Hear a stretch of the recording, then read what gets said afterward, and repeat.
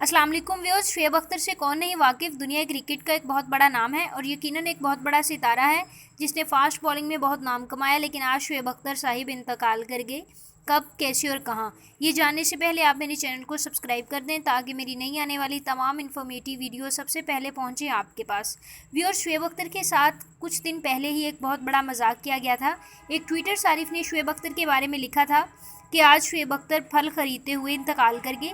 ये एक publicity stunt था जिसे काफ़ी नापसंद किया गया और शुएब अख्तर ने रीट्वीट करते हुए कहा कि मैं फलों की दुकान पर तो रोज़ाना ही जाता हूँ, लेकिन आपकी मजाक करने की ये कोशिश नाकाम हो चुकी है।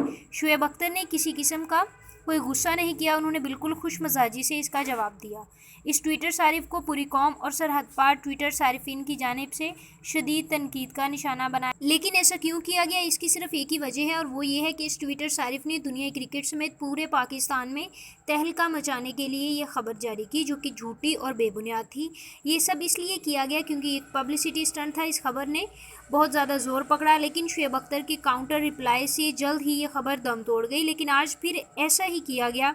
एक और वाक़या पेश आया शुएब अख्तर के साथ जब एक और ट्विटर सारिफ ने अपने ट्विटर अकाउंट से ट्वीट कर डाला कि शुएब अख्तर नई दिल्ली से कराची आने वाले तैयारे में इंतकाल कर गए क्योंकि ये तैयारा क्रैश कर गया, जिसके बाद सोशल मीडिया पर आग भरपा हो गई। इस खबर ने शायकीन क्रिकेट में बिजली दौड़ा दी।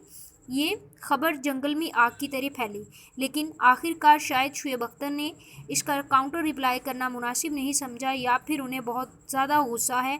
हो सकता है आने वाले चंद घंटों में उनका रिप्लाई सामने आ जाए, लेकिन ये खबर भी एक पब्लिसिटी स्टंट थी।